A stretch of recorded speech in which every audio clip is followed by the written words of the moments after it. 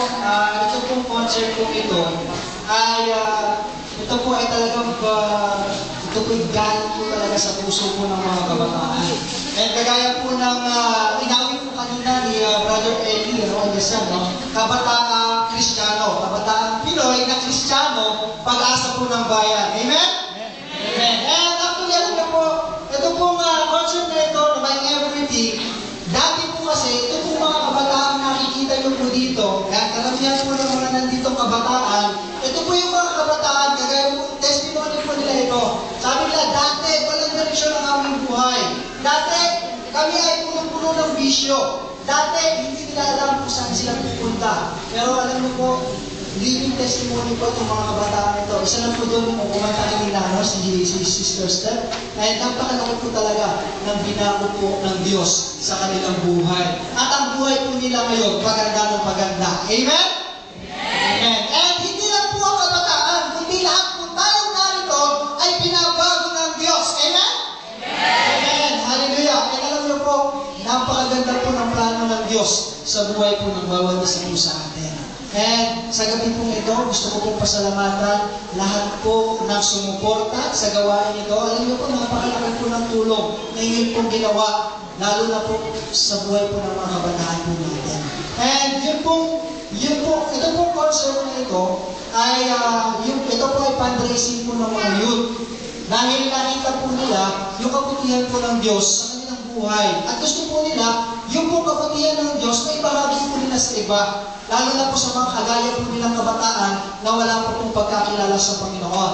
And ito po yung naisip po nilang paraan para po magkaroon po sila para po makalikom po ng financial and para po gamitin sa pag-win po ng mga kaluluwang naliligaw. Ibig sabihin, sa pag-win po ng mga kabataan o ng mga taong wala pa po sa Panginoon. At maraming salamat po. Malaking tulong po ito.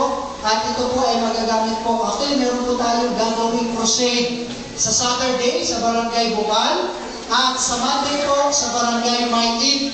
Kaya yung inyo pong sinuporta sa gawain po ito, sa konserto po ito, malaki po ang tulong na ito. Ibig sabihin, sinuportahan niyo po yung gawain ng Panginoon at ito po ay makapagdadala po ng mga bagong ikilala sa Panginoon.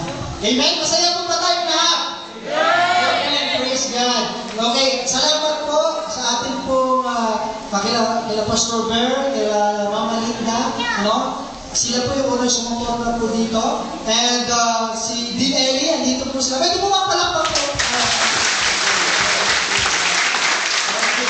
Gusto ko po pasalamatan, ang ating pong kapatid, si Darwin, Kasi po, sige po po.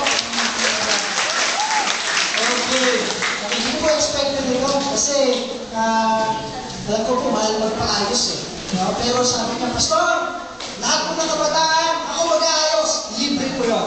Amen. Praise God.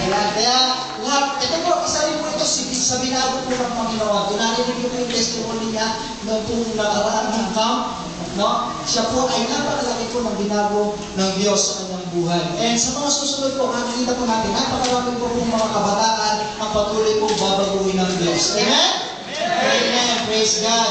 Okay, kaya muli po, ay salamat po, magandang gabi po, at pagpalain po tayong lahat ng Panginoon. Palakpak na muli para sa Panginoon. Ayan, so bago po matapos ang gabing ito, nais po namin ipakilala sa inyo ang mga gumanap sa gabing ito. Partner, simulan natin. Okay, we would like to recognize our singers for tonight.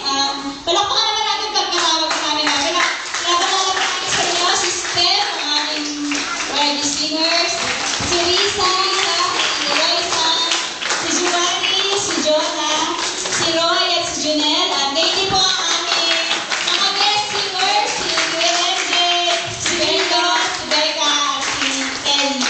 Ayan, so ang aming naman po bassist ay si Kuya Tolis.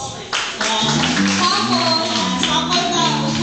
At ang aming naman po guitarist, si Jonel. At ang aming pong drummer ay si Nico.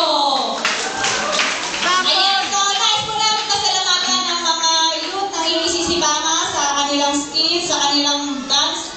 At saka po salamat sa inyo lahat dahil hindi po naging palilimatag po kayo.